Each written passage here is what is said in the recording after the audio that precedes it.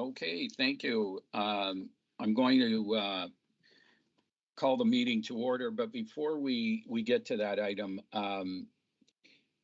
as you probably well know, there were 3 deaths within the last week.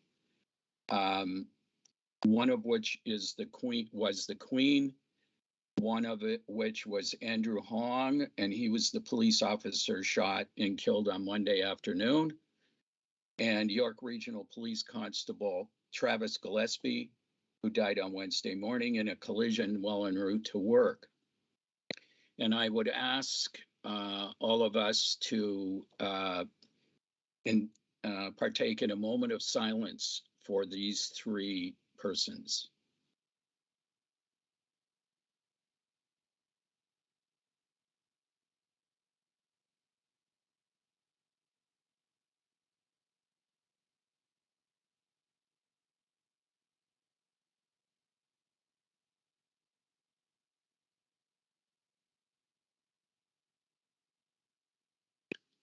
Okay, thank you very much. We'll move into our agenda, and I'll call the meeting to order. And today we acknowledge the Mississaugas of the Credit First Nation of the Anishinaabe peoples on whose traditional territory we are meeting. And we'll move on to item 3. Are there declarations of conflict or pecuniary interest under the Information Municipal Conflict of Interest Act? Not seeing any. We'll move on. The closed session resolutions, there are some, and Christine, were you going to move those? No, the mayor is. The mayor, okay, sorry. They didn't write it down, I'm sorry. It's okay. It wouldn't have mattered, but sure, I'll move those. So it's out of the community fund that the Police Services Board approved a dollar amount of $500 to Torchlight and $500 to the police services membership for the out of the community fund for their 2 events. Okay, that's seconded by Christine Billings. All those in favor? And that's carried. Thank you. Okay. We have delegations today. And Chief, I believe you were going to introduce those participating. I was, and no, I'll ask Leslie, maybe before we start. Mr. Clunas is trying to connect Leslie, so I'm not sure. Could you maybe send him the link again for this meeting? Sure, I can forward it to him again. He was on for a few minutes, and then he disappeared. Okay.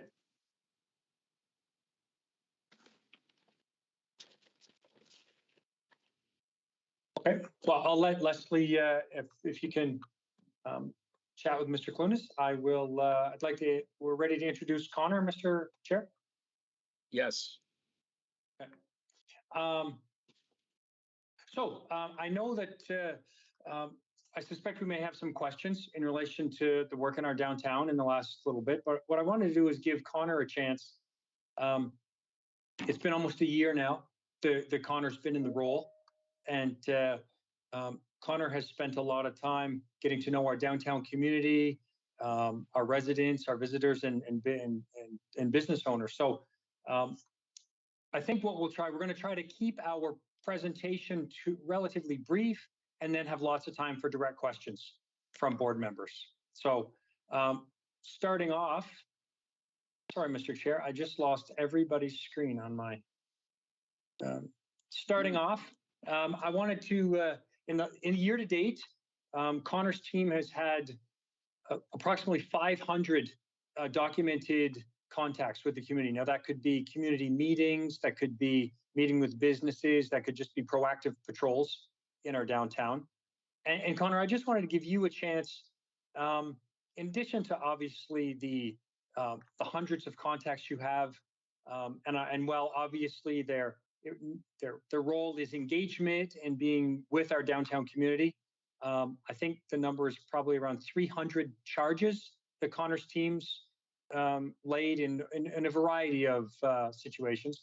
Well, Connor, can you enlighten us on some of the insights, some of the things you've learned that you think the board and the community should know about our downtown? Yes, I can. So, yeah, it's been 10 months now since I've been in this role as the downtown community resource officer. And there's kind of one reoccurring theme that I've noticed is that it's given me a perspective on the community that I wouldn't have had I been in a typical role of policing. And one large reason for that is I am handed time, which is a rare commodity in an emergency service. And it's time to meet, to listen, and to connect with business owners, their staff, social services and their staff, political figures, offenders, addicts, tourists, and equity deserving individuals. And this allows me to view challenges which face our core from many different perspectives. For example, why I think I have some value to add to this meeting today, to this discussion today, is if there is a hot topic facing our core, such as drug use in the downtown, I have the opportunity to go out and liaise with individuals who wouldn't otherwise have a voice here, such as the users themselves. So I believe a big pressing concern for our community is if we have a consumption and treatment site, otherwise known as the CTS, otherwise known as the injection site. If we have such a wonderful facility centered in the downtown core, why is there still visible drug use? Why is it still happening down at the fountain outside of the Royal City Mission Church or in the parks? And the information that I come to present today is the perspective of the users themselves. A lot of this information comes directly from them, and some of it is supported by me speaking with their support workers, who are also hard at work in the core trying to help. This is their perspective. This isn't in any way to condone activity, especially if it's illegal, but more so to generate a better understanding of why some activities are taking place, even if the law says that those activities aren't allowed. So I'll begin. If we have this consumption and treatment site, why are we still seeing drug use in the core? And one of the reasons that I was provided is the consumption and treatment site is professional, it's clinical, and it's structured. I mean, it has to be, it's a medical facility. However, this is a facility that is catering to people that have lived a lot of their lives lacking in structure, making it more of a foreign setting and something that can feel quite uncomfortable. And further to that, some of these individuals also suffer from mental health attacks and illnesses like schizophrenia, where they may have been held in a medical facility against their will, even if it's, for their own good, where like anyone else who's looking at someone who's, really where schizophrenia is really like, dug its claws into them, anyone could see that they need help or that they might perish if they're in a bad spot. But to them, everyone else is crazy and no one else seems to know what's going on except them. So they feel like they're being held and given medical treatment against their will, which can be, even if it's for their own good, internalized as trauma. So now they're going to relate that to something like the consumption and treatment site and not want to go for those reasons. Further, it is a monitored site, which is, it's good because it's the CTS. They want to minimize the effect that they have on the society and the neighborhoods that are around them. So they're not allowing someone to come in, inject, and then instantly walk out onto the street to have an effect on the rest of society. And the result then is that the individual is sitting and they're being monitored, much like if we were to go and give blood, there's a little bit of a monitoring process afterwards. For us, that's all well and fine, but for someone who just consumed a substance, they probably don't want to have to just be told to sit in a chair and stare at a clinical white wall for a time. It's not really fun. So, I mean, it's not going to be a fun high, so they're not going to want to go and do it that way. Or two, if they consume a drug that's an upper, like meth, which can fill you with a ton of energy and racing thoughts, where everyone else seems like they're going like at a slug's pace and you're just going a mile a minute. Now, being told to sit in a chair for 15 or 20 minutes it's really like it's not something that you want to do, and that could be a further reason why you don't want to consume in that location. Adding to that is the CTS can only have 2 individuals using there at a specific time. And with only 2 people able to use at a time, and then in a monitoring process afterwards, it means, like every medical facility, there can be wait times. And you might not want to wait if you want to consume. So you're going to go and do it somewhere else where there isn't a wait time, such as perhaps the square or an alleyway. Further to this, if you're suffering from withdrawal, withdrawal can be very severe to the point that like you can wake up in withdrawal, and it can be to the point that the drug is no longer, the purpose isn't to get high anymore. The purpose of consuming the drug is just to put the withdrawal off, to fend it off for a time. And withdrawal symptoms, they can include something like nausea, and it'll feel similar, where your mouth starts watering a lot. Like we've all suffered through that. You get the fuzzy face, the tunnel vision, and you're very in an uncomfortable spot. Coupled with that can be like diarrhea, as well as if you have chronic pains like back pain, it's heightened. That pain sense is heightened when you're in withdrawal. So if someone was to have recently picked up a syringe off of a dealer and they're about to inject, and then Officer Connor walks over and sees them and says, "Hey, why don't you just go and take a walk down the street to go to the CTS?"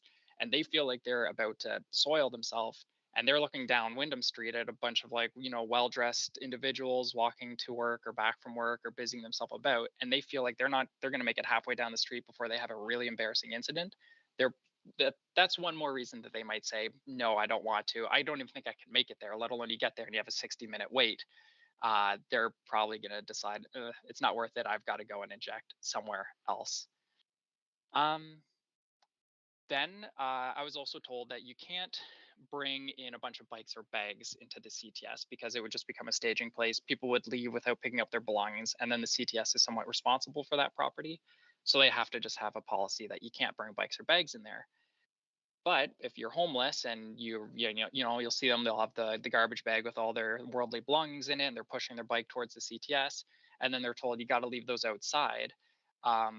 Unfortunately, there's a lot of theft within that community, within the homeless community, and they know that if they leave their bike and their bag outside for an hour while they go and consume, they're probably not coming out to those belongings anymore, and so they're going to go and use some place where they can be with their belongings. The second last point that I have is embarrassment. A lot of these users, they don't want to be addicted. When I've spoken to them, the big wish is that they wouldn't be addicted anymore. In fact, I've heard some of them say that the only time they can be clean. No, I think my question was like, "Oh, how do you like this jail or that jail?" I was just trying to figure out like what's the better one to go to if you're going to be sentenced to one. And they said anyone. It's the only time that I can be clean. So they don't want to be addicts themselves. There's a lot of embarrassment. An unfortunate thing I've learned in my 10 months here speaking with them in depth is there's a big sense of low self-esteem all the way to self-loathing.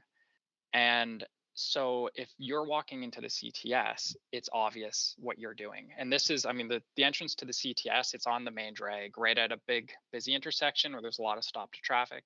And anyone who looks over and happens to see you walk through that door, they know what you're doing.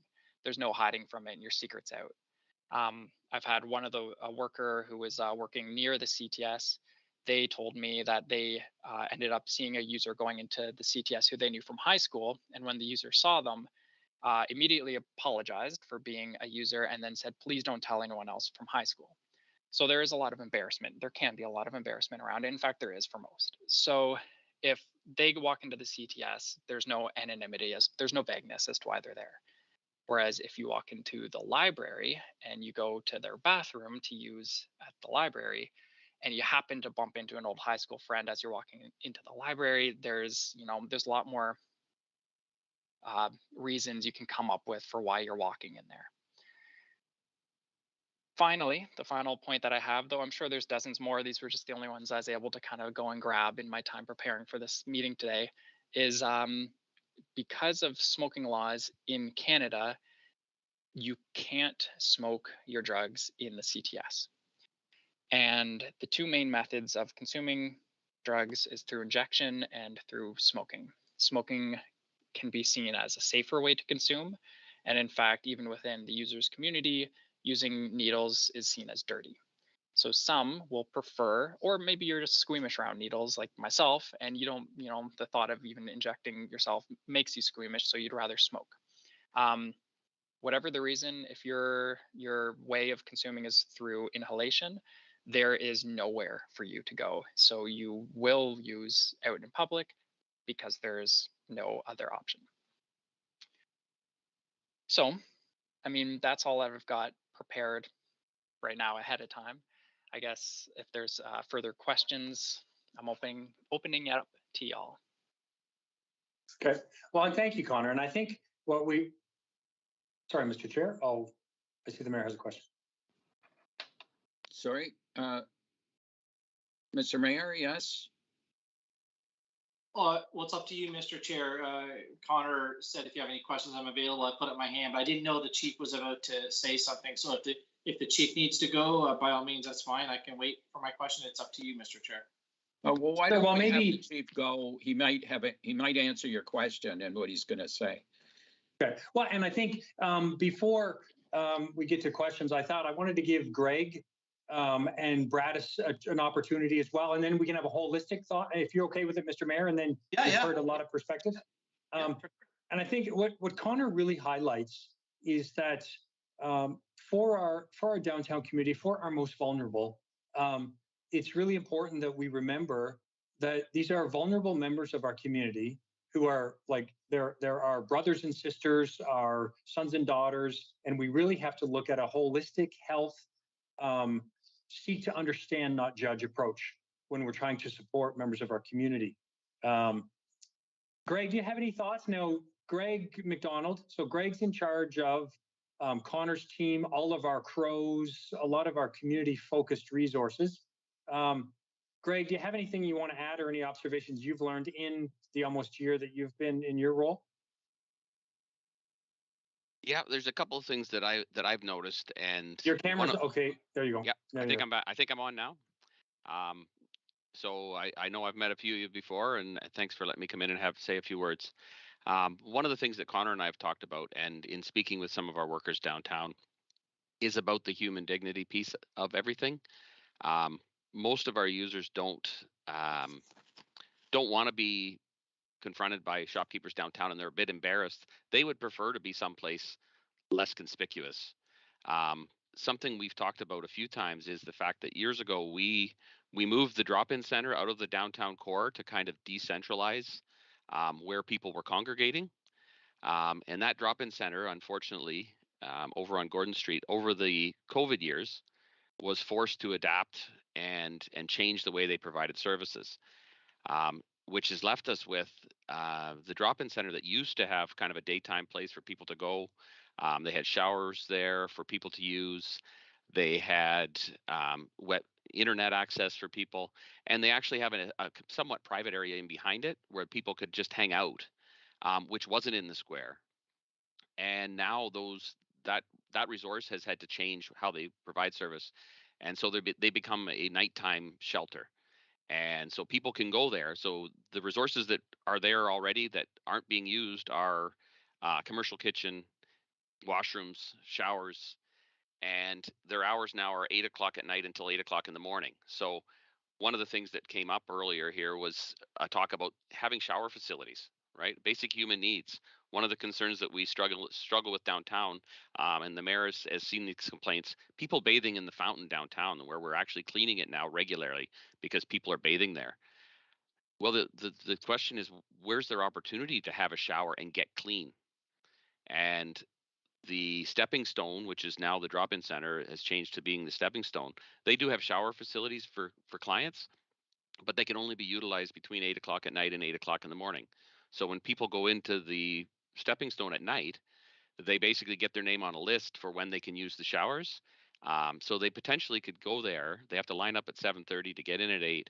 And then during the night, they get woken up to say, yep, it's your turn to use the showers, which if you are only spending a night or two in a shelter, a safe place, you're probably not very inclined to then make use of the shower at 2 or 3 in the morning, which is the time that they're staffed and there to use those facilities. That's one of the questions we asked the CTC or CHC about the availability for showers at their facility. So we don't have people bathing in the fountain. And they have a shower there, but it's only available basically on if you're there and the worker's available to kind of usher you in and usher you out. If they're not out doing outreach on the street, then they do have showers there, but it's one shower and it's kind of hit and miss when it's available for people to use. So when we speak of basic human needs and what we can provide for people, some of the resources we had a few years back are no longer available right now. And the way those resources are being used. So now we have people congregating downtown when we used to disperse to some degree some of the community. So we had people go into the drop-in center instead of staying right down at that focal point. And again, the resources that they're looking for aren't there like they used to be a couple years ago. And I think a step we should be taking is looking at all the resources we used to provide, and are they still there? And even if they're still there, are they being utilized in the same manner? Because a lot of them aren't. We've had to adjust for COVID, but we haven't made the adjustment back.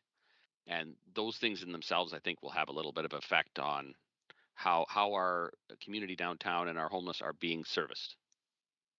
Well, and Greg, and I think that speaks to, Mr. Chair, as we've discussed at the last 2 board meetings, how are the services for our most vulnerable? How are they coordinated? How are they aligned? How do we know that we're reaching and supporting those who need the care? Because we live in an incredibly caring community.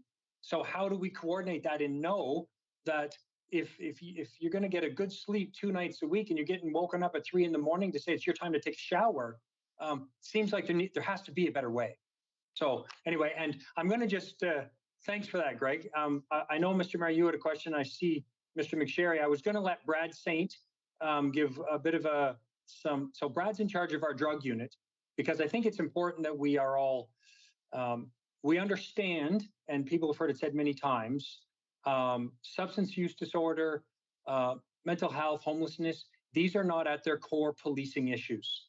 They are very often, our response is symptomatic of the lack of holistic and proactive care to support people. But where we do have a very important role to play is making sure that we're investigating and targeting those individuals who are seeking to profit from the most vulnerable in our community and trafficking dangerous drugs and firearms and stuff. So Brad's in charge of our drug unit. And just for the record, Brad is not driving that car you see him in.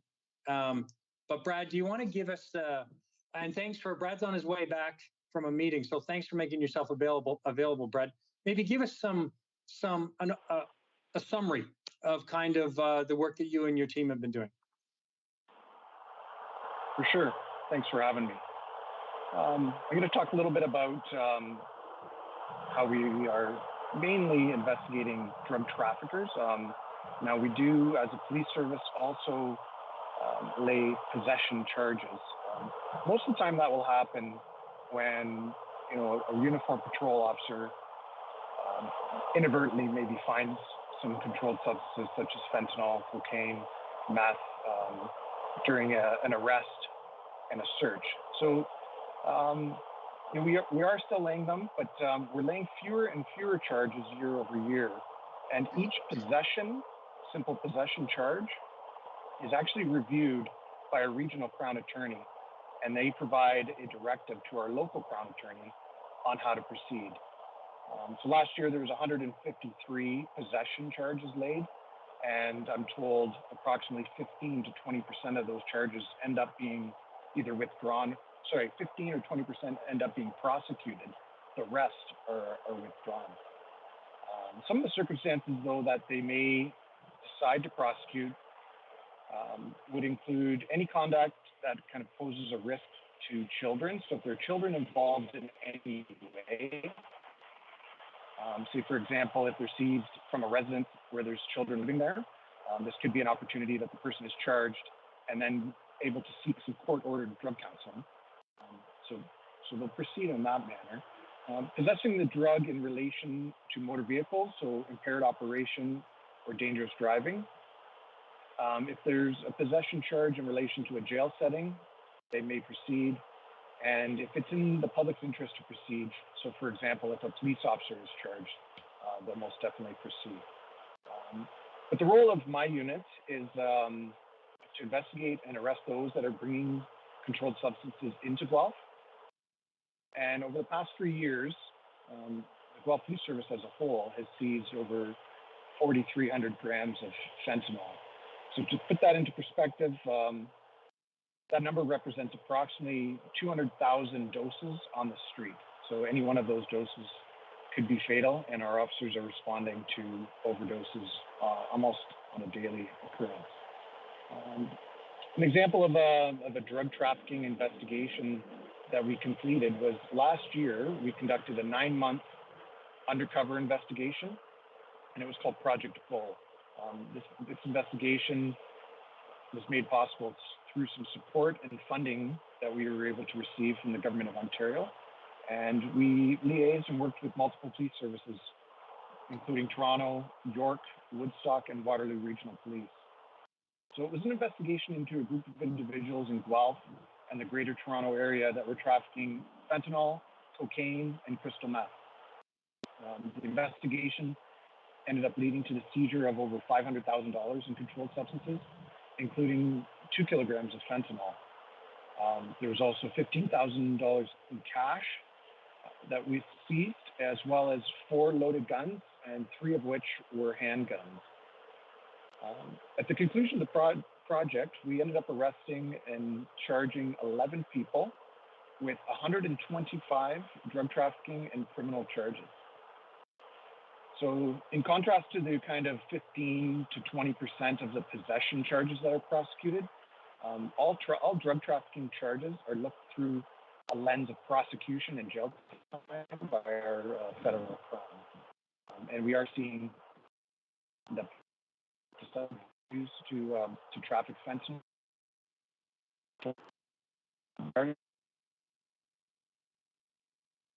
conviction. So drug offenses and property offenses, we often find them that they're related. In our newly formed B unit, they've been successful at combating both drug and property crime. And so they are investigating mostly property offenses, such as break-and enters, car thefts, and theft from motor vehicles. And we've been able to recover approximately $375,000 worth of believed to be stolen property. One other me in the drug unit and the Guelph Police Service take on, we're active in supporting members of our Wellington Guelph drug strategy. So we are actually one of the major contributors of daily data that is used by our public health agency to alert citizens of Guelph if there's particularly potent strain of fentanyl that may be circulating in the community. So we also provide input and participate in planning sessions that the drug strategy group uses to formulate yearly initiatives and programs. And that's about it for me there. And yeah, thanks for having me. That's great, Brad. We kind of lost you a little bit at the end, but I think that what's really valuable is for the board and the community to actually hear from you and Greg and Connor, because you are the subject matter experts in this community about what we're talking about. So with that, Mr. Chair, I'll open it up for questions from the board. I have a question, and is there any municipality or entity that's had a standout demonstration of success or some form of success for this problem?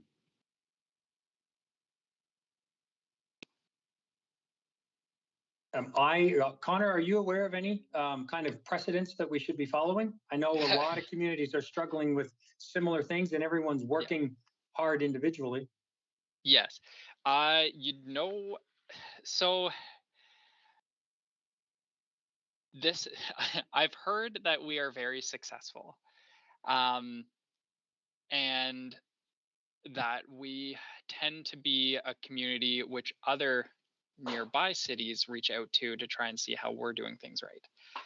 Now, this information comes to me from our CTS and from the workers within that sphere. So I couldn't say if it's colored in their favor, just because we all think that we're doing, we all work really hard. But so I guess I can't fully answer that. From my understanding is that we are doing a good job. But yeah, that's all I've got, unfortunately. Yeah, and just to clarify, it's not that I was thinking that our service is not doing a good job. I was just wondering if there was some municipality, if you will, that is doing something that no one else is doing and it's working very well. So yeah, don't take that as a slam on Yeah. what you're doing.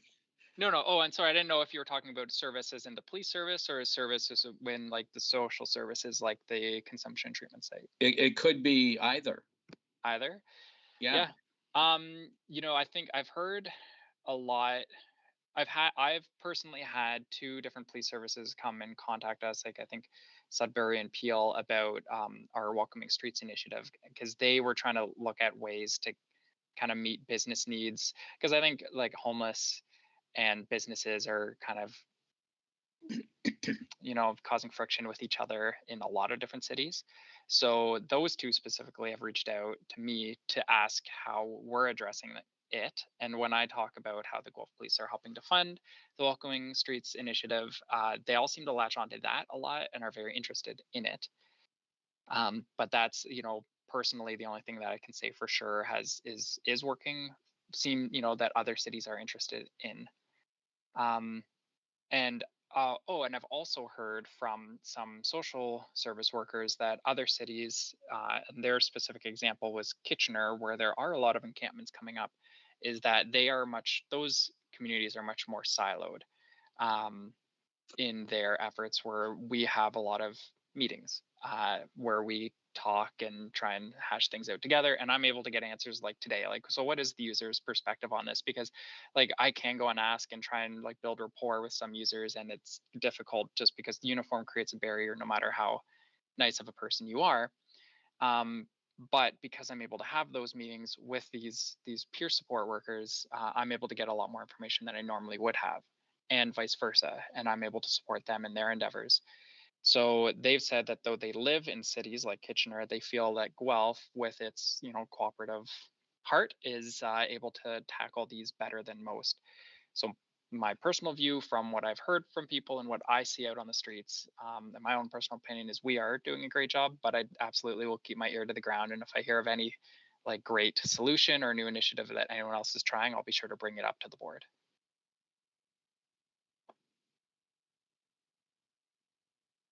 Any other questions? Peter?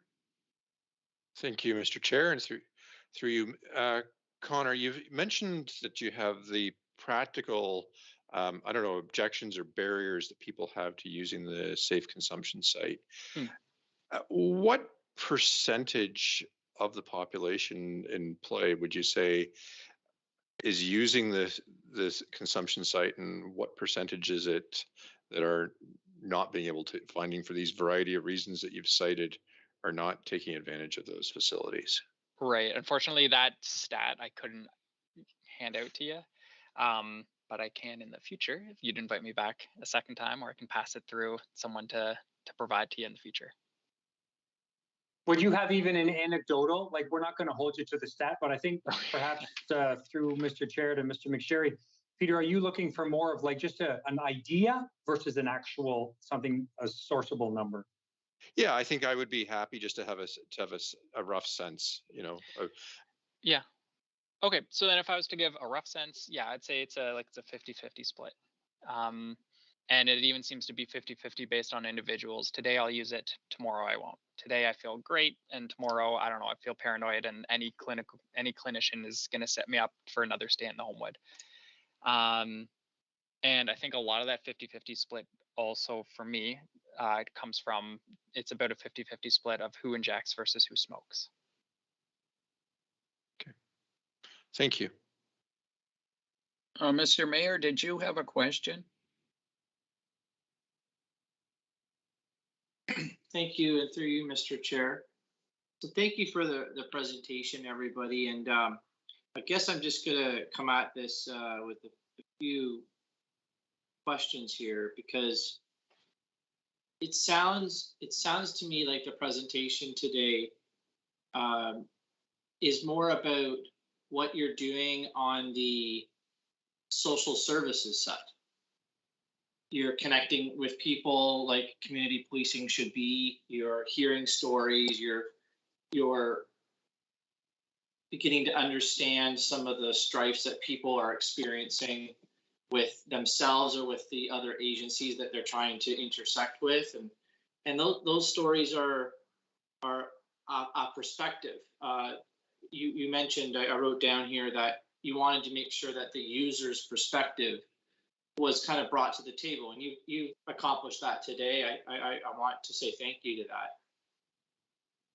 But from a policing point of view, I think that where the community is wanting to hear is the perspective of the business owner that has to intersect with these issues.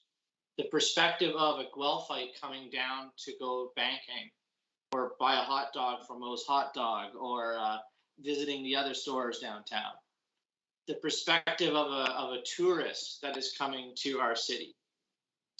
And where I'm finding the perspective of the police in intersecting with those perspectives should be in the realm of enforcement, not so much in the, well, I'll just leave it at that.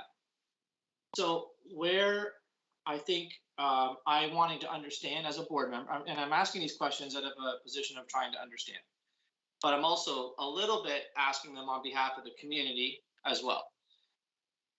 Where is the enforcement? I heard a stat that I wrote down from the chief here when he was introducing you, Connor, about 500 document interactions. Thank you. 300 charges laid. Okay, thank you. Can you please give me a stat, if you happen to have it? What happened over the last couple months when a second officer was deployed with you in the downtown? I was hoping today that we would hear some of those stats. A couple of months ago, I believe it was back in June, when the chief indicated that a second officer was going to be deployed in the downtown core with you. I thought today that we would be hearing, how did that go? How did those stats stack up against just you? What's happening next? And I just haven't heard any of that at all. And I know as a board member, I'm very just curious to see, like, how did that experience go? I haven't heard anything in regards to that. And I think our community would like to know, was there value in the second officer? Was there not? What are the stats? What are those interactions? What are those additional charges? So if we could start with that, I can maybe play it out a bit more with a couple more follow-up questions. Sure. So I'm going to start with respect to a response.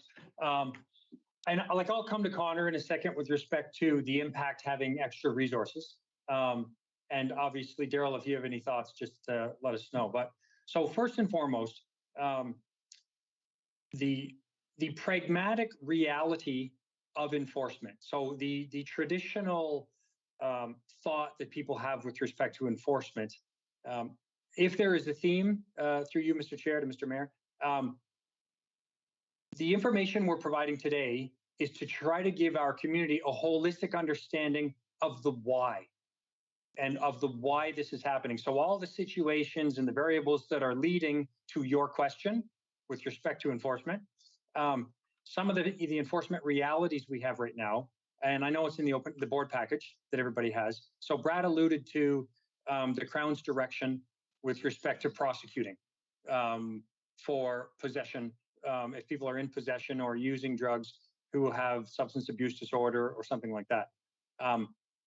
The Crown has essentially been told they will not prosecute unless it is very serious situations like Brad referenced with involving children, motor vehicles, police officers, etc. To give you an actual kind of a pragmatic example, I'm coming to you, Doxy, here in a second. If somebody was actually using from an enforcement perspective on our street right now, Dave, can you kind of give us, if we take into kind of our release conditions and the laws that we have to follow, give us an example of what that interaction would actually look like, Dave. Sure. Thank you, Chief, and through you and to the board.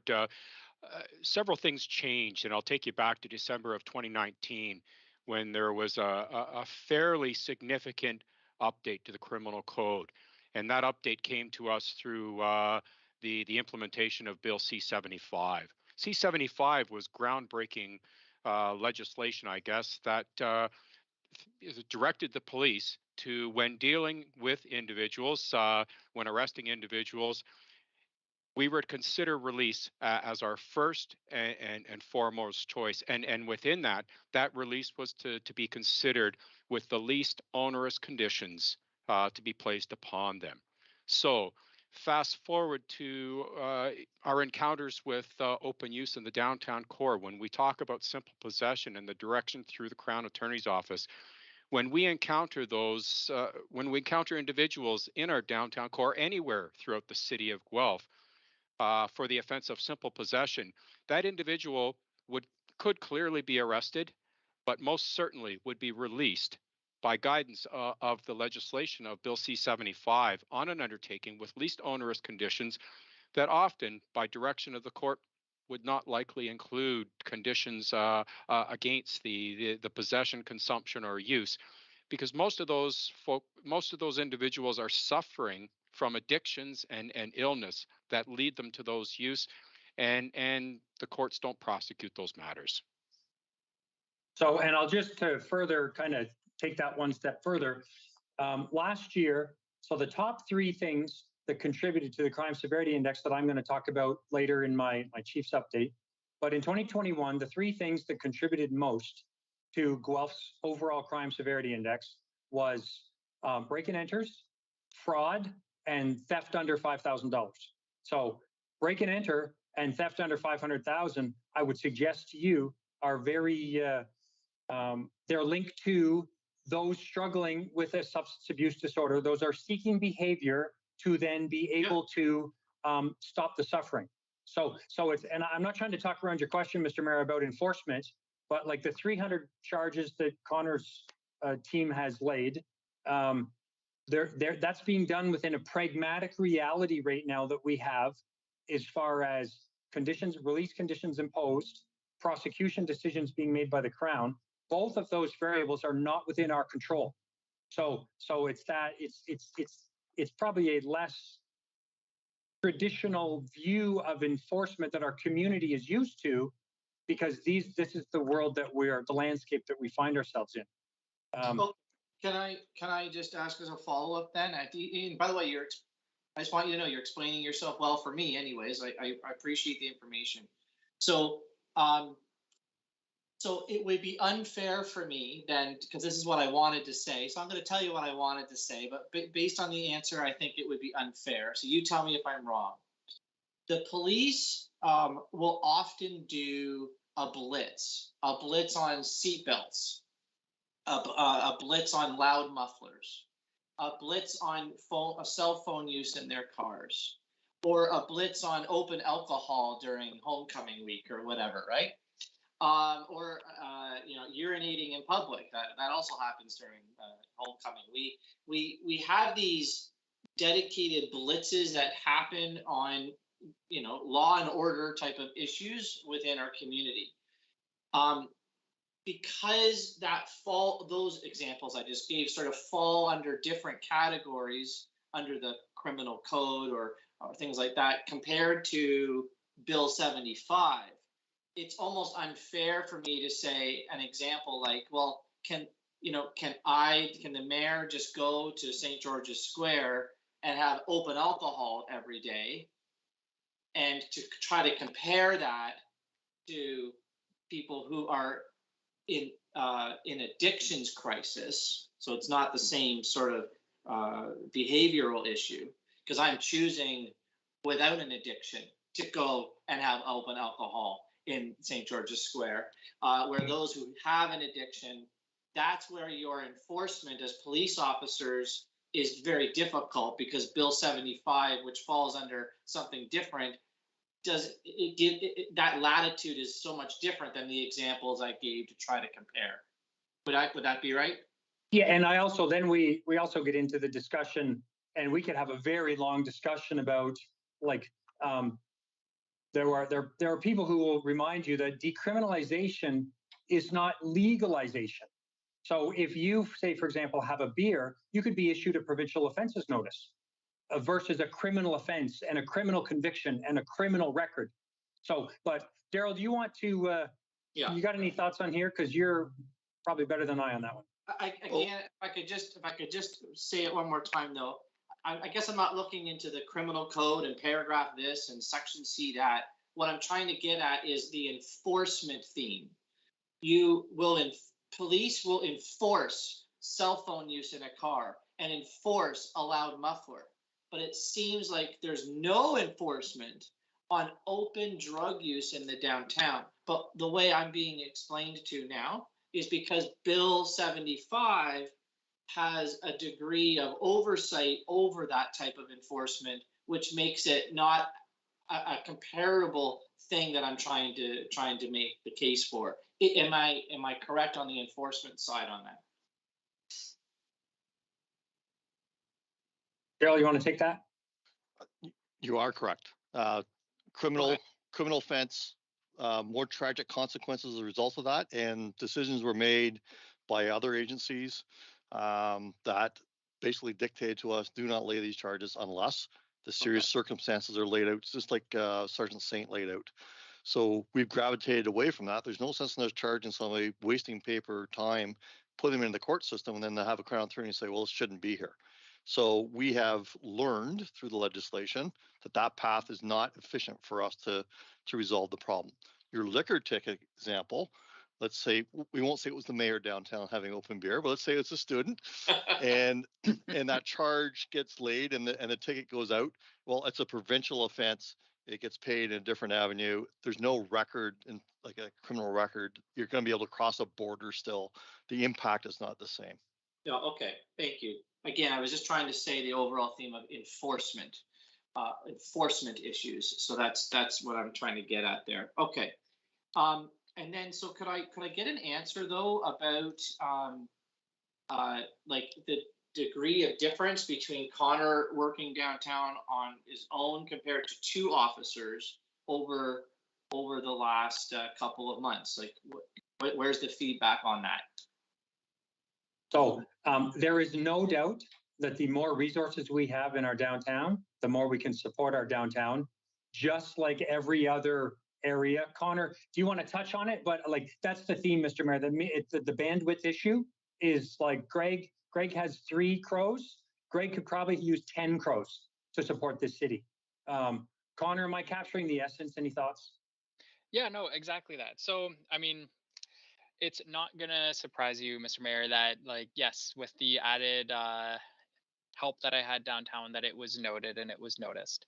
Unfortunately, I don't have like data to provide you on that, because really, I think, and again, like the division between my role and Sergeant Saint's is mine's more of like community building and connections. Sometimes charges can make that difficult, whereas his role is more enforcement, and that's more his purview. But what I do own is more the perception of safety downtown. For example, if there's a bunch of homeless individuals gathering at the fountain and people aren't used to them, they look different, they act different, it can make people feel on edge. But if Officer Connor is down there and he looks like he's relaxed, he's sharing a coffee with them, anyone walking by who might initially have felt a little ill at ease is going to say, well, he looks very comfortable. I'm sure I can be more comfortable then as well.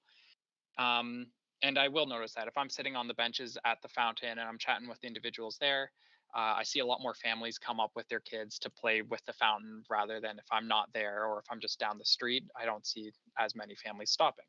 Yep. Having an extra officer at double the officer presence that was downtown, and I have heard from a lot of the business owners that they have noticed a big improvement as well. This also comes from library staff who have taken on a big influx of, they're taking on more social work than ever before. And they've said that with the increase of the Guelph's police attention, as well as some of the outreach workers from the other social services in supporting them, that they feel like they've gotten their head back up above water again and are in a good place. So Okay. absolutely, it helps. The more the merrier. And some data actually, because I know, Mr. Mayor, you like numbers.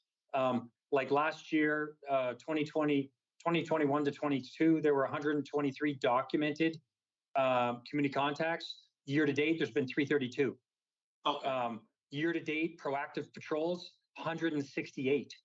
And that's like much more than last year. So there is no doubt there is a need for additional bandwidth on all parts across the service. I'll touch on that later when we talk CSI. Okay. Mr. Chair, I'm trying to hit, I just have a couple more questions, but I'm just trying to hit them very quickly, just so we can, because I don't want to waste everyone's time. So I appreciate the patience on this. One question I have then is, first of all, are we going to continue to see 2 officers in the downtown or more? So short answer, in addition to Connor's role, we will keep the 4 officers that have always been assigned from the other platoons. As we sit here right now, we have not yet been able to identify another full-time person, because we're now at the point, and I'm going to talk about this more later, where it's like, what neighborhood do we reduce their support right now? So what operational platoon, what area of the city do we remove a resource from to double that up? So short answer, we don't have anyone identified right now, simply because of the resourcing issue. Not to say we won't keep looking, but as we sit here today, we have not identified another full-time person. Okay, so I'll follow up with that later then, because I think that's important. And then I think I got 2 more questions. I guess one of the things that you, I think, say correctly, Connor, is your leadership downtown is certainly noticed, and then a second one, of course, is doubly noticed by many people. I'm hearing the same feedback. But there seems to also be, I will say, an equal feedback of no visibility. And so I guess my question to you is, would you feel operationally that a presence within the Corps is not more needed on a more permanent type of basis? I'm not suggesting a new station be built there, but what happens is that pretty much almost every day there's people there that and everyone knows my heart goes out to these people. I shouldn't even have to say that, but I'm going to say it. But things get out of hand over what I would say an hour or a 2-hour period, where all of a sudden there's encampments starting to be built. Where are the officers during that 2-hour period to allow that to fester, to grow? I will just admit openly that I actually go down there quite often, like a lot, and just also observe, talk with the individuals that down there. I know some of them by name now.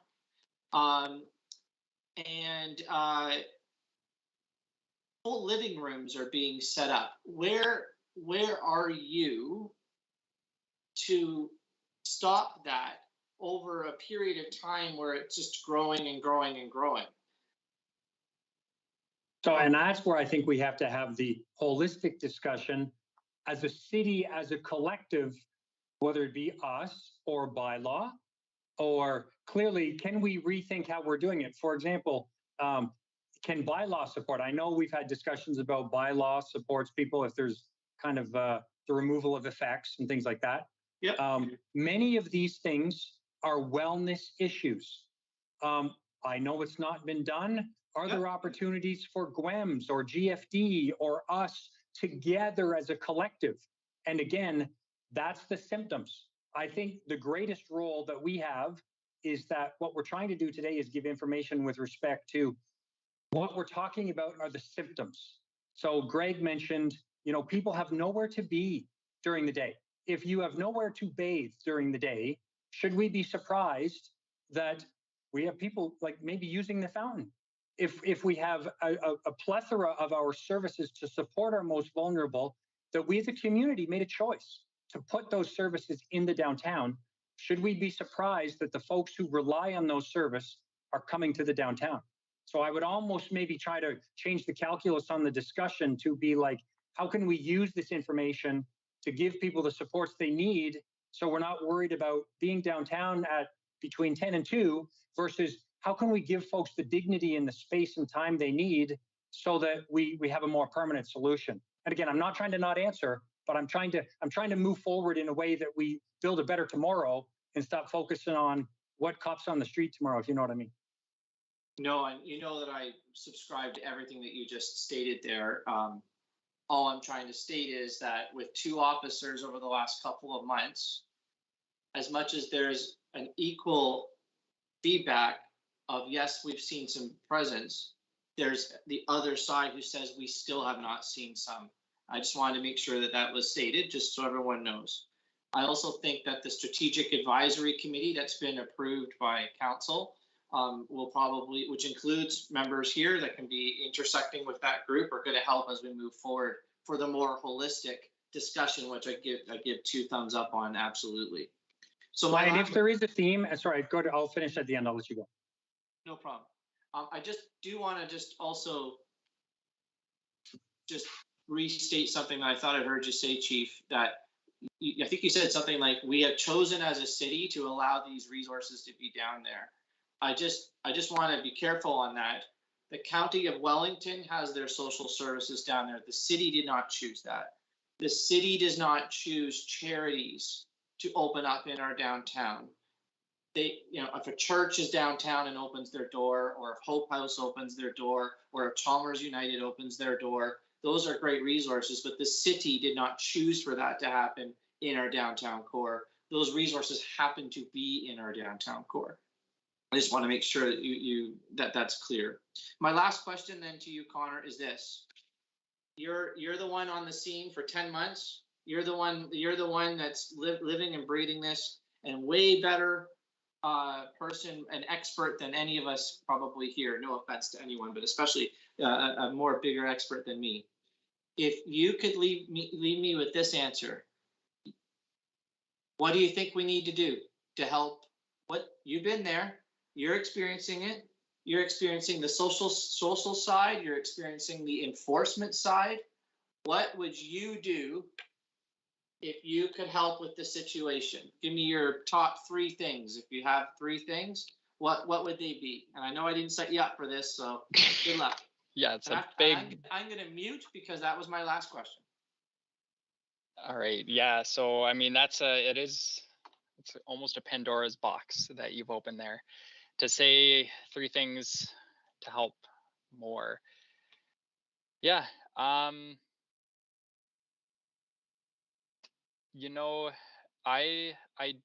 wouldn't want to put anything on the record right now, because that is such a large question. I dwell on these thoughts often, because like you say, I live and I breathe it. I live downtown Guelph, all close, and I shop down here and I work down here. So it is regularly on my mind, and I have many ideas. If I was to pick the top 3, I think that would be challenging. And I think if I was to say something without accidentally stepping on someone's toes, I think that would also be challenging at this time. So can I maybe get back to you on that question? I'm going to unmute and say that that was probably the right answer. It was a trick question. No, I'm just Oh, I see. kidding. All right. Yeah. No, I appreciate that. I didn't mean, of course, I didn't never meant to kind of put you on the spot, but No, I think your understand. answer is valid, and maybe it's a takeaway then, Yeah. because your perspective is I think people respect you and your commitment to what's going on down there, and your voice is very important as we move forward along with others on that holistic theme that the chief talked about. So I think we would appreciate your voice making sure that it's influencing where decisions are being made from a police board perspective on operations and enforcement and investments, but in the greater community as well, because there are lots of perspectives, which makes this complex that we all have to try to balance. So I appreciate it. For sure. Well, thank you. And I do look forward to being able to give you my top 3. Well, and Mr. Mayor, and sorry, Mr. Chair, I know the mayor knows me well enough that he knew I was going to say something in relation to that question. I think if there is a theme, we have to seek to understand, not judge. Understand that the downtown is shared space for our entire community, that our most vulnerable, our visitors, our businesses and residents all deserve to know that there is a plan. So, like, what is the plan? And together as a community, we will be an incredibly important stakeholder in working together to find out what is the plan, what resources do we have, how are those resources aligned, and what are the metrics to capture that. So that's some high level stuff. Oh, and I see Daryl has a question. If I could just add one more thing in. First, to answer your question to Connor, Mr. Mayor, is a thesis. And so that's probably why he was probably trying to come up with 3 good ones. And I don't think there is 3. I think there's like 10. But I will say this. This is not an enforcement issue. We will not arrest our way out of this problem. It's impossible. So we could put more officers in the downtown core. And if they lay more charges, I don't think that's going to resolve your issue. There may be a feeling of safety that'll come with that. And that's part of our roles, is to improve safety in the community. But arresting them out. So to use your example about a tent being set up. So basically it's a trespass offense for somebody setting up a tent. It's an engaging activity that the city doesn't want them to do. So we charge them with trespassing. Well, the charge means nothing. So you charge somebody with an offense that they might get a fine in court, that they're not going to pay because they can't pay it. So you've just started a circle within the judicial system that's not designed to resolve the problem. So we need to focus on healthy activities for these individuals, reducing drug use, and that's not a simple topic. That goes right back into our school system of trying to prevent drug use and substance abuse, and trying to find healthy activities for them, whether that's employment, housing, it all connects, and mental health supports. Those we can guide as the police, but that is not our role. Gregory, did you have a question, or you had your hand raised there for a minute? Yeah, and actually it's going to follow right after what the Dep just said. And I was going to suggest that Connor's list could start with one thing, and that would just be a place for people to go, for the people that are choosing to congregate in the square. If they had a place to go where they felt safe, where they have access to showers and washrooms, and they can hang around with their peers, which is much the same as all of us do on our off days, then that in itself is going to be a start to making a bit of a change. So if we're going to start a wish list, that's one thing to start with. Okay. Are there any other questions from the board? And not seeing any. I see one person on my screen, and that's Peter. I see Jane on I have another screen which is all blue. So I'm not sure what that's about, but I see Jane and I don't see Christine. So anyway, I guess there's no other questions. So I want to thank all of you, Bradley, Gregory, Connor, for your insight into this issue, which is obviously not an easy issue to deal with. And hopefully I want to wish you the best going forward. And I think this is going to require a lot more discussion with not just the police, but other entities within the city that could have an impact on this. So I'll leave it at that. And once again, thanks. Okay. Chief, I think that was the, oh, you were going to, now you've talked about, and Devon was with us in the closed meeting, but I have it down that you're going to introduce Devon Clunas, and not sure what your plan is there. I'm good to go, Mr. Chair. I'm good to go. Okay. Okay. So I would like to. It is really a pleasure for me to get you introduced. Someone who is a very distinguished individual in the policing community across North America. We've had many discussions in relation to how we continue to grow our service in a way that supports our community and our members. The reality is that our city is growing at a very rapid pace, and our service must continue to grow and evolve as we seek to provide the best service possible to our citizens. With this in mind, I wanted to take a moment to introduce you and our community to retired Chief Devon Clunas. Devon brings with him an extensive amount of experience. He's recognized internationally as a visionary police leader with over 35 years of progressive contributions to policing and community safety. Devon served 29 years with the Winnipeg Police Service, rising to the rank of chief in 2012, becoming Winnipeg's 17th chief of police and the first Black chief of police in Canadian history. Devon led a transformative change in policing Winnipeg centered on transitioning from a reactive enforcement model to a community health-centered one. Devon has worked as an international policing consultant and has become a leading voice following the murder of George Floyd in Minneapolis, strongly advocating for a community-centered, collaborative approach to the future of policing.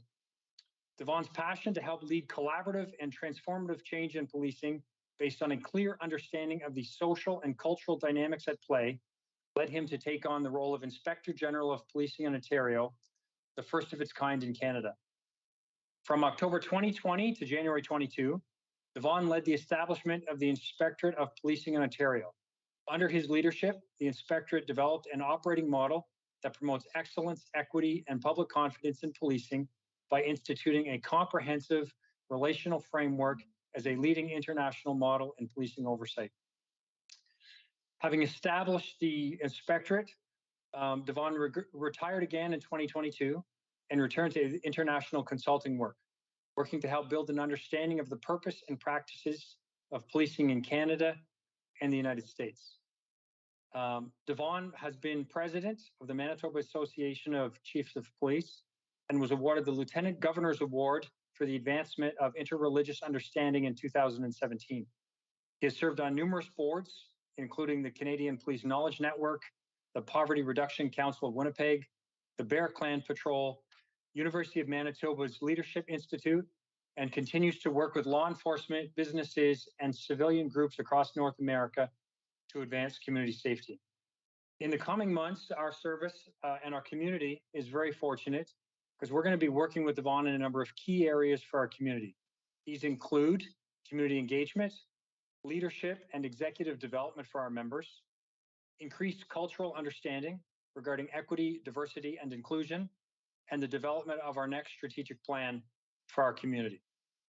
So with that, I really am, it's a pleasure to introduce Devon. We look forward to the relationship. We're going to work together to support our service, our members, and our community. And after that intro, my friend, which is a very significant introduction and bio, Devon, just a couple of questions. What do you want our board members and our community to know about you? Thank you very much for that intro. I didn't write it myself. I've never written such a long intro about myself. So I just want the folks to know that I'm not sitting here thinking. But, as I listen to it, I really am humbled, truly humbled. My life my purpose has been about trying to build community. And I went into police in 1987 in the city of Winnipeg, place where I'd never seen a Black police officer. And I have to tell you at the time, the current narrative at the time was that there was no relationship between the police and people of color, police and community generally speaking. So I thought, I want to be a bridge builder, and I joined the police service. And I can tell you what I found in the service was a very welcoming environment. But it became very clear to me very early on that policing plays a real critical role in civil society. And so I really worked towards that end. I'm really glad I listened to the previous conversation because, you know, listening to your officers, chief, and the way that they're approaching policing, that's how I've always believed that policing should be. It wasn't like that at the time. So you need to recognize that what you're doing really is leading policing internationally. And that's how I police in the city of Winnipeg. And in 2012, I was fortunate to find myself as chief of police at the time. Winnipeg was perennially murder and crime capital. And people were always saying, we need to put more officers on the street. My mindset at the time was exactly what you've just expressed with your officers. No, we cannot police our way out of this. So I actually went to the premier and I said, no more money for police officers. Can you imagine that? A chief of police saying no more money for police. I said, but, you know, give me a couple civilians. We've got what we call crime analysts. And I really wanted to say, let's work smarter with the officers that we have. But what I actually started talking about was exactly what you're talking about today in terms of crime prevention through social development. I heard one of the officers talk about human dignity. That's what I talked about. I talked about walking down Main Street and seeing people and not just seeing them as the problem, but actually addressing them as a sir or a ma'am and trying to help them get out of the situation that they're in, rather than simply saying we're going to use enforcement and try and just move them on, because their problem was really just showing the symptoms of what's underlying our entire community. So believe it or not, our officers actually took up the call, crime prevention through social development. They started to see how can they help people get out of those really difficult situations. And 4 years later, if you go back 2016, you'll see that Maclean's magazine wrote an article where they said it looked like a minor miracle occurred in our city. We saw an incredible reduction in crime, a growth in community cohesion, and I can tell you this, we didn't put a single additional police officer on the street. I actually gave money back to the city every year. It was simply because we saw ourselves not only as law enforcement officers, we saw ourselves as community builders, taking care of the welfare of every single member of our community and trying to help people get out of those very difficult situations. And that's what I heard in the conversation I just listened to. I went off into the consulting world, did a lot of work in the United States and in Canada, and I really felt that we were on a good path in terms of police and community relationships. And then in 2020, May 25th of 2020, the world erupted in terms of the murder of George Floyd. And I can tell you, I watched that event in my living room and I literally shed tears. I shed tears as a Black person, yes. I shed tears as a police officer, but I also shed tears just as a human being. Again, back to the sense of human dignity, that one human being could do that to another. But I didn't like internationally what we saw happening. The division that was being driven between police and community, division that was being driven between people of color and others. And I thought, even though I was no longer a serving police officer, I need to speak out. And people literally started calling me from across the globe. I got a call from Australia, got one from Germany. And I said, even though I'm not a serving police officer, I need to use my voice to try to help rebuild the relationship between police and community, Black and white, every single ethnicity. And so I started to speak out. And it was at that point, August of 2020, that I was approached about the IG's job in Ontario. And at the time, I have to tell you, I love my life. We did not want to take on another job.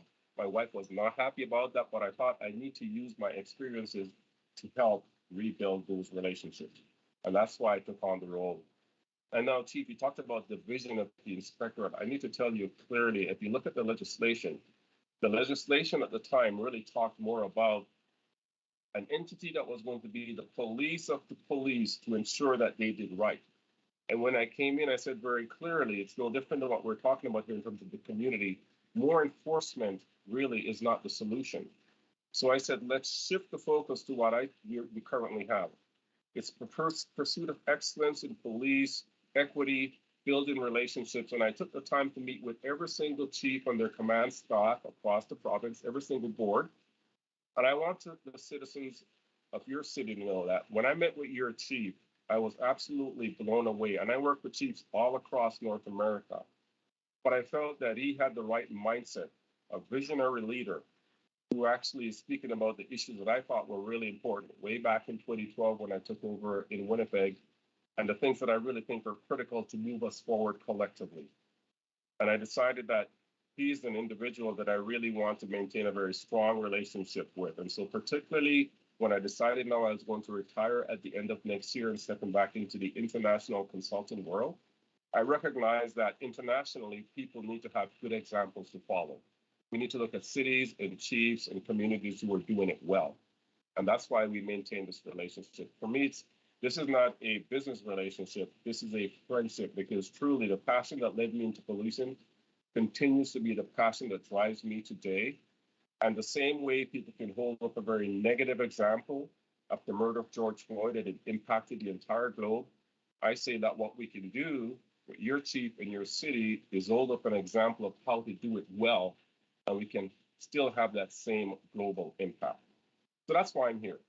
I want you to know that in your very own backyard, in the work that you're doing in your city, it is exemplary. It's actually global in terms of how you're doing policing. And so I want to know to be able to shine a spotlight on that and let that be an example to the world. So that's what I would like them to know about me, Chief. Wow. Well, thank you so much for that. Mr. Chair, I'd like to open it to the board members if anybody has any questions for Devon. No, I'm not seeing any right at this point in time. I think you must have covered it really well, Devon, because no one's asking any questions. But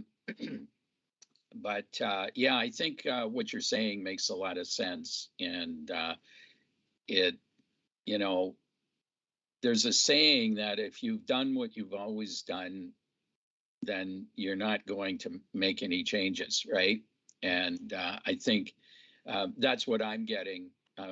I'm getting that message from you really well. So I think what we'd like to do is, today was really, the purpose of today, Mr. Chair, was to be an introduction just of Devon to the board and the community. And then we look forward, like in the coming months, and kind of building initiatives together, whether it be strat plans or other things like that, so that we can, like I say, support our service, our members, and our citizens. And oh, I see Mr. Mayor. Oh, there we go. Thank you, Mr. Chair. Just so you know, Chief, if I put up my hand, it does not mean you have to stop talking. You're always so kind to do that, but I'm just putting my hand up, waiting to be recognized. So don't ever feel like you have to stop talking. Did you want to finish what you were saying before I ask my question? No, go ahead. Okay. So through you, Mr. Chair, I just think this is a game changer. I'm like super excited about this. And I guess my question for you to Devon is since your role of shifting away from retirement into this kind of a position now, have you what drew you to say yes to partner with us? Oh, as I said earlier, typically what gets the limelight, what leads the news, is all of the negative. And so honestly, as I said, I'm working internationally. I have many projects on the go right now in the United States and across our country. And I know that what the policing community and the broader community needs more than anything right now is examples of how do we do it well. Everyone is asking that question. I think I heard that here when we were talking about the issues downtown. Who is doing it well? And so I want to find those organizations, those leaders, those cities who are doing it well, so that as I said, it can be now a spotlight on that for the rest of the world. People are looking for those examples. I can tell you people are floundering right across North America, and there are few leaders like your leader who are doing it that well. And so I want to work with those individuals. I think when you get the people who are doing it well together, create that critical mass, and others will want to be like you. So I'm looking for the best leaders to work with. Honestly, I don't say this to make you think I'm anyone special, but I could work with anyone I want to really right now across the United States and Canada. I'm working with your city because I honestly believe in the work that your chief is doing. I say, let's exemplify that because people need the examples. Way to go, Gord. Thank you so much. Appreciate the answer. Really look forward to what's going to happen. It's going to be an amazing thing. So thank you very much. Absolutely. Are there any other questions, or Gord, did you have any other comments? No, I just want to again thank Devon for his time today. We look forward to working together, and it was really important that the community knows, like, the work that our members do, the innovation, the quest for excellence. That's all about being innovative and learning from the best subject matter experts there are that we can find, and so that's what this is about. Absolutely. Okay. Thank you, Damon, for your information. And I guess we're ready to move on now to our approval of the open meeting minutes dated June 16th. Do I have a motion? Peter, thank you. Seconded by Mr. Mayor. All in favor? That's carried. We have approval of the agenda, and that starts at 7.0. Jane, thank you. Seconder is Peter. Thank you. All in favor? And that's carried. Okay. Part 1, consent agenda. Do I have a motion on that? I'll move consent, Mr. Chair. I'm sorry? I'll move consent. Okay, thank you. Seconder? Mr. Mayor, and all those in favor? Okay, that's carried. Guelph Downtown Substance Abuse and Enforcement. Chief, didn't we just cover that pretty much? Yes, I would say we did. That was to give the board some visibility on some of the, much like the concerns that the mayor brought forward on behalf of some of our citizens, was to make sure the board was aware of that as well. Okay, all right. The calls for service semi-annual, that's an information.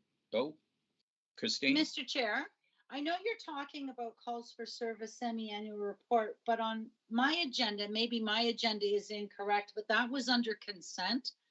So we've already passed that, so we don't have to deal with what you're talking about because it was already passed under consent. Okay, I'm sorry. What were you referring to? You were talking about first downtown substance and then calls for service annual, but I'm talking about that. Those two items were already passed on consent. So you can move on and go past that, right? Oh, yes, you're right. I'm sorry. That's okay. You can go right Yeah. to the chief's report. It was on the second page. Well, Okay. see, there you go. Yeah, I know. I got to sharpen up, right? Okay. So part 2 is discussion, and we have Chief's monthly report, and then any new business if you have any. So Chief, do you have your monthly report? I do. I only have one item now.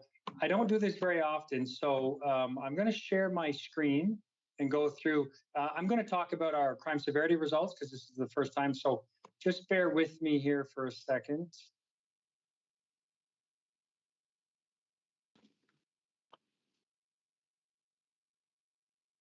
Okay. Now I'm very hopeful I'm sharing the correct screen, Mr. Chair. It should just be, do you see That's correct, sir. 2021? Yeah, I see it. Okay. Okay, so I wanted to take a moment. As you recall, in August, the 2021 Crime Severity Index results came out. And this is the first time we've had an opportunity to be together as a board since then. The Crime Severity Index is a measure of police-reported crime that reflects the relative seriousness of individual offenses and tracks the changes in crime severity. Guelph remains a safe community for our citizens, but I want to spend some time and talk about not only though crime severity results, some other results, and some other things that we talked about during our discussion. Before I do that, I kind of want to take us back. It was almost exactly 3 years ago that we had a very significant, I'll say, budget presentation before the investment in 2020.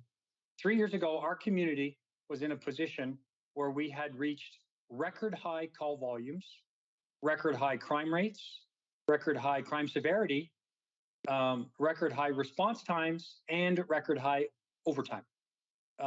As a result of this situation, our community made a very significant investment in our service in 2020.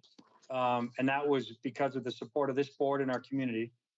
And at the time, if you recall, I presented a slide very similar to this and said that these were some of the metrics that would be used to monitor our progress and measure the commitments return, the community's return on that investment.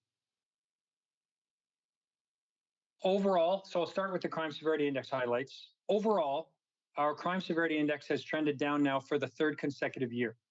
So we now have the 12th lowest crime severity index of the 35 census metropolitan areas in Canada, which is an improvement of 7 positions since 2018. Our violent crime severity index improved last year. As of 2021, we had the second lowest, so second best, crime severity index of the 35 CMAs in the country. And in addition, our improvement between 2020 and 21 was the second highest improvement in Canada. We also had our non-violent crime severity index also improved in 2021.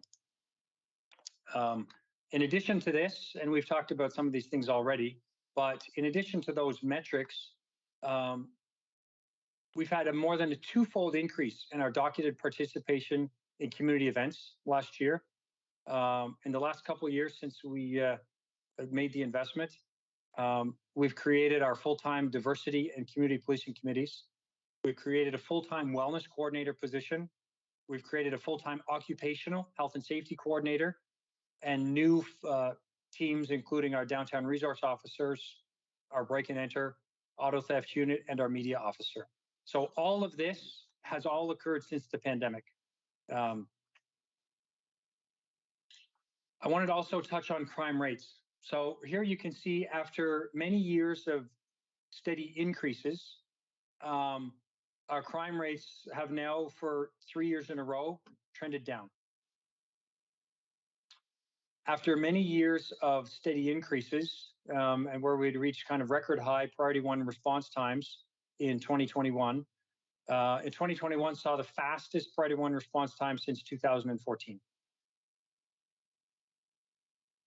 In addition, after very steep overtime increases leading up to 2019, in 2020 and in 2021, we've seen the lowest overtime decreases. 2021 saw the lowest number of overtime hours incurred in over 5 years. In addition to this, the resources investments led to, we are now consistently able, we're deploying more frontline officers on the road than we were 3 years ago as well. So we have more members on the road and we've reduced overtime. It's important to note that this was achieved with the cooperation of our members, our GPA, our executive, and it's made both a very significant operational public safety difference and a wellness issue for our members.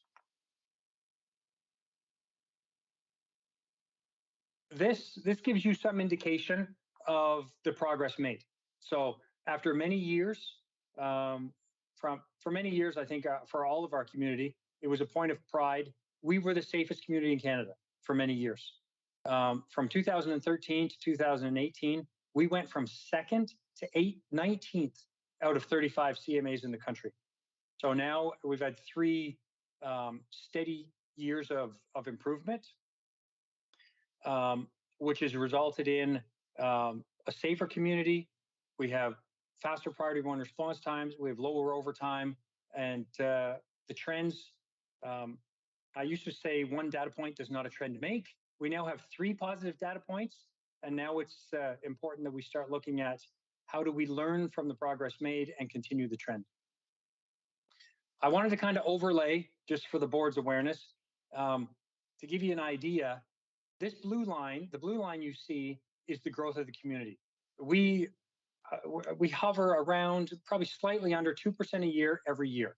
There's two things that have not increased, and that is the constant steady growth of our community and the call volumes. The red line you'll see, as the community was growing, relatively speaking, in years leading up to 2019, the service wasn't. So essentially, we were getting smaller relative to the community. We made an investment, and that's made a big difference from a response time and all the data points that we just spoke about.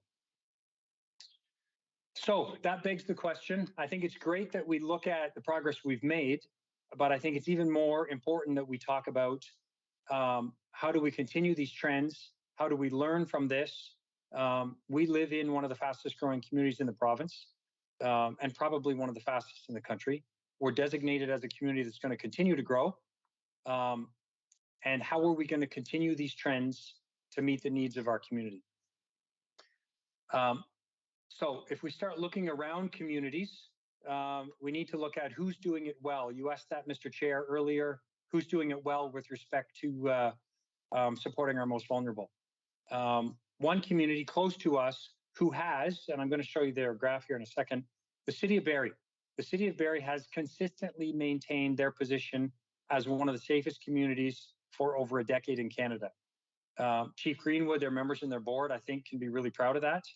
And so I'm going to do a bit of a comparison between us and Barrie, and I want to just acknowledge off the top, no two communities are exactly the same.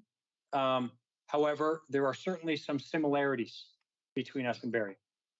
If you look at this graph, you'll see, so ours you've already seen. We were number one for many years, dropped to 19th. Now we're trending back up. If you note the red line, which is Barrie, in 2009, for example, Barrie was the third safest community in Canada. Today, they're the third safest community in Canada. They have maintained that for well over a decade. Just to provide some context, I've also plotted for you here. So this is the City of Toronto's, their position for overall crime severity index for the last decade and a bit. This year, Toronto has the third lowest overall crime severity index in Canada. I think it'd probably surprise some of our residents to know that some major cities like Quebec, Ottawa, Montreal, Hamilton, they all have lower crime severity indexes overall than we do. I think that surprised some people when they look at that. Now, this is some of the things that we've observed, and we talked about this earlier with respect to resourcing. No two communities are identical. So I think it's important we acknowledge that. Barrie, us and Barrie, I would say we're similar in proximity to the GTA. By my calculation, I think we're set 15 kilometers. Our city hall is 15 kilometers closer to Pearson International Airport than they are. But from a community dynamic, proximity to the GTA, Barrie has Georgian College. We have the University of Guelph.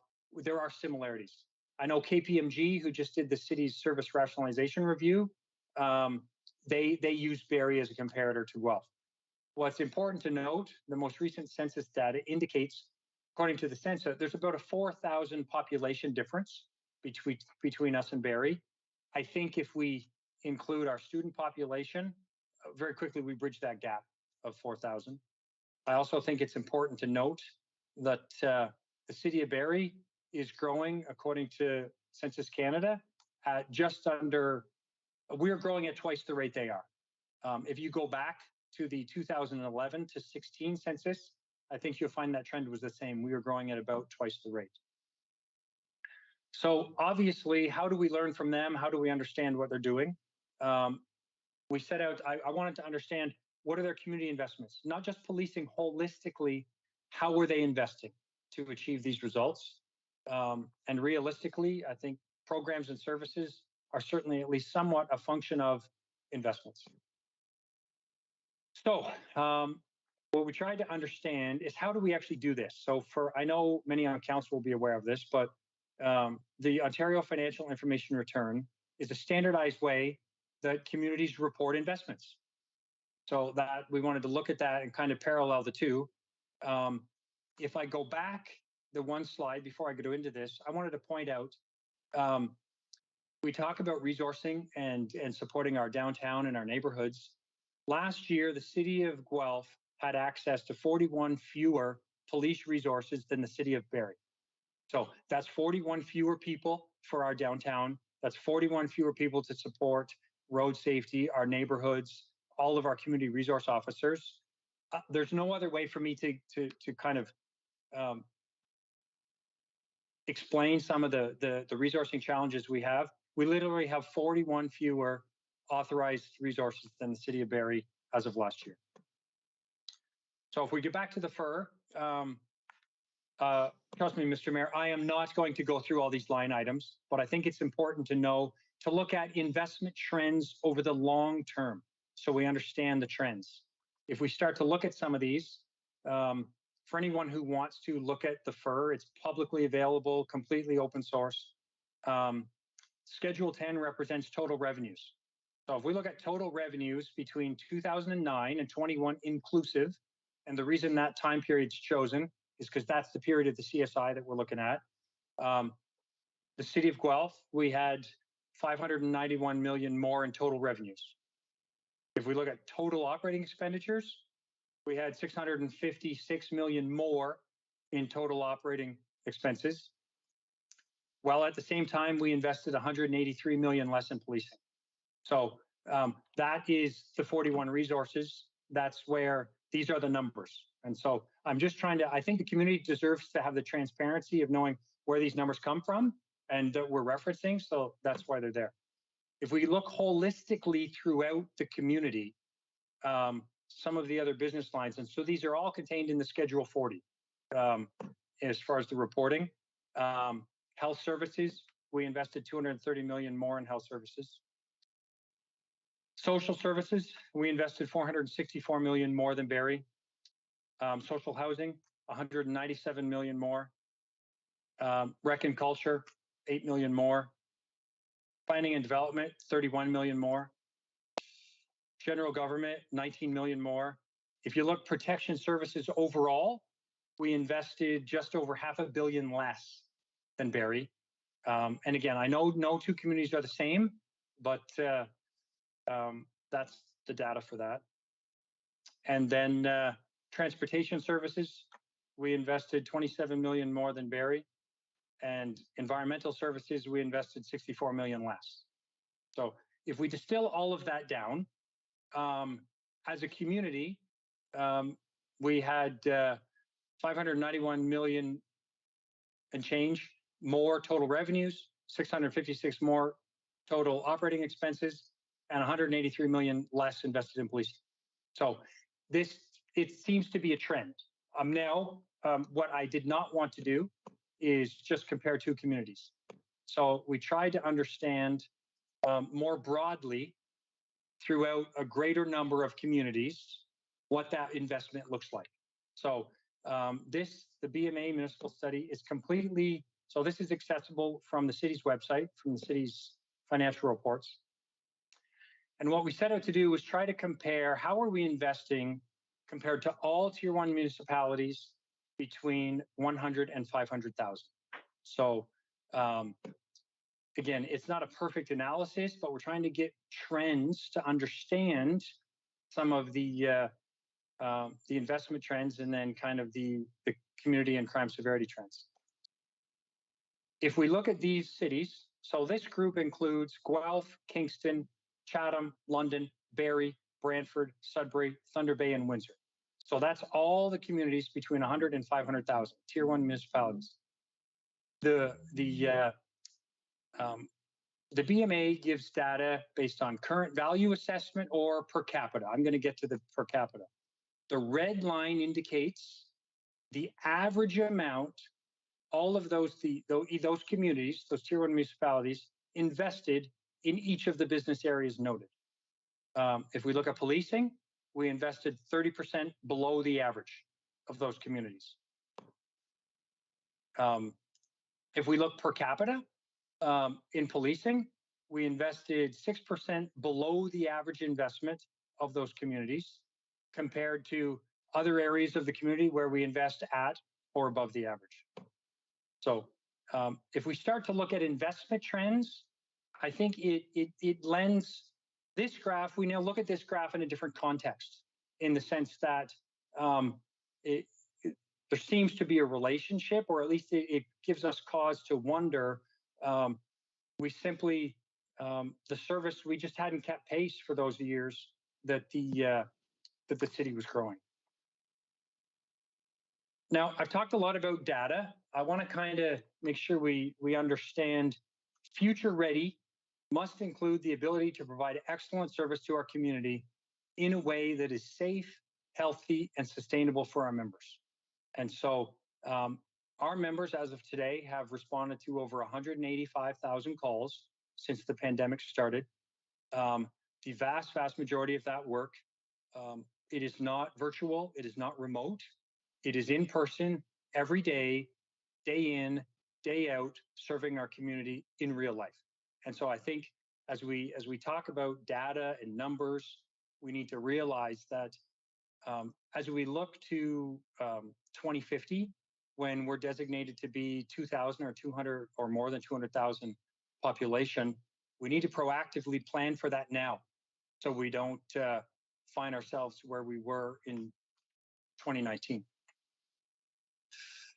I know the board is aware of this, but I really invite any members of our community, our media partners, anyone who's watching this. This is a report that was prepared by a panel of experts for the Ontario Chief Coroner's Office in the fall of 2019, after 9 tragic police officer suicides.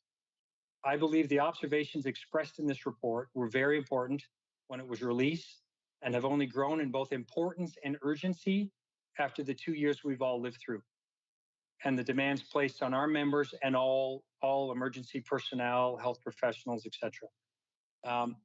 The document is very lengthy. There's one passage from it that I want to share with you. Nonetheless, it appears to us as a panel that police resources in Ontario are strained to a breaking point in many locations around the province. It follows that mental health impact can be expected to continue and perhaps even grow in frequency and intensity if this situation is not somehow addressed. These resource shortages may be real or perceived. They may be due to an inability or unwillingness to implement new models and re-engineered practices, as some might suggest. They may be due to an unwillingness of local, provincial, and federal governments to meet the real budget requirements, as others would argue. They may be due in part to a vicious cycle where each new accommodation of a member with mental health issues further aggravates already diminished staffing levels. But while decision makers grapple with these arguments, police members are burning out, many are becoming ill, and some are dying. So in conclusion, I want to reiterate that the support of our community, the incredibly hard work of our members, we've made extremely positive gains. We used to be #1, we dropped to 19th, today we're at 12th. Our goal is we want ours to be the safest and healthiest community in the country.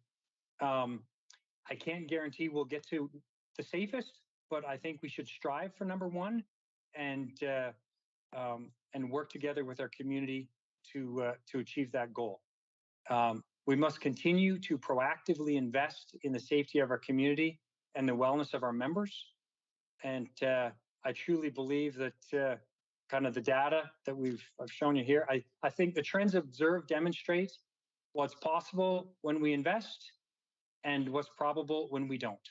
When we don't think of new practices, re-engineered models, how do we make sure we have support and working together with our community as we go. And with that, Mr. Mayor, I am going to stop sharing my screen, and I look forward to any questions. Questions? Mr. Mayor. Thank you to you, Mr. Chair. I'm wondering, just to switch gears on the crime index, can you explain how we're doing in regards to hate crimes in the community, how those are reported, and also how there's always context behind hate crimes, what they are, where they're done, who they're done by, all that kind of data. I'm wondering if you could talk to us how we're doing in regards to that figure in regards to the crime index. Sure. So we actually had a significant decrease last year in hate crimes reported. John Robinson, are you on the line here? I know you have a lot of that data with you. I'm online, Chief, but it would take a while to pull up exact figures. Certainly could provide those to the mayor, but probably not in the time frame here available for this meeting. Okay. Well, do you want to? So, if you have any more questions, John, you want to see if you can find even some preliminary stuff as we maybe, if there's any more questions, Mr. Mayor, and then we might be able to answer that in the next couple of minutes. No. Thank you to you, Mr. Chair. No, I think you covered some things there. So, yeah, I just remember in the past we had sort of a little bit of a breakdown in regards to the hate crime figures, against some of the specifics, who did it, where was it done. Sometimes hate crime is done by non-residents of Guelph that are visiting, like, all that type of breakdown. And I was just wondering how we're doing on that. So I'll let him maybe see if he can look that up. If it's not available on the fly, I fully appreciate that. And an email to the board could be maybe done later or something like that. Just curious about that. And then, yeah, I had one more question, and that is in regards to, you made an example of other cities, and including Guelph now, more recently, about sustaining growth, sustaining the growth of the service in comparison to the sustained growth of the municipality that it's in. I've heard you say in the past, I just want to make sure that you're still on board, I guess. From an operational point of view, do you look through that lens of at least sustainability? Because a few years ago, we did that big investment to sort of get us to where we're at. Did you feel that investment got us to where we're at now, and then we can continue to maintain that sustainability of members to growth as we continue to move forward? Well, and I guess, so that question, ultimately, it's going to come down to the service levels are a function of the resources. So if we look, say, for example, we'll use 40 as a number difference between us and Barrie. I believe we need to bridge that gap, but we can't bridge that gap in a year, right? It's how do we continue to grow to support the community, but in a way that is sustainable and achievable and recognizes the fact that ours is a tax-supported budget. And how can we grow, but being mindful of the fact that there's an affordability priority for the community at the same time. So I'm hoping I'm answering your question. If the question is, go ahead. Sorry.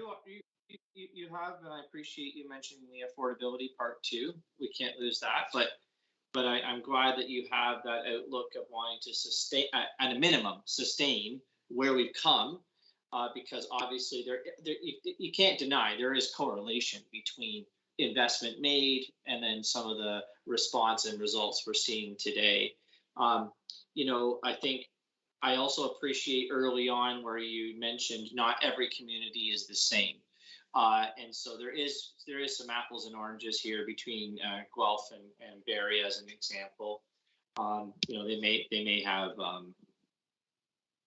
marina, like that, because they're on the water. So they may have different kind of, equipment and or personnel on their service that we don't have as an example. But I think it is important to make sure that as a service, we don't lose sight of, sorry, my phone's beeping there.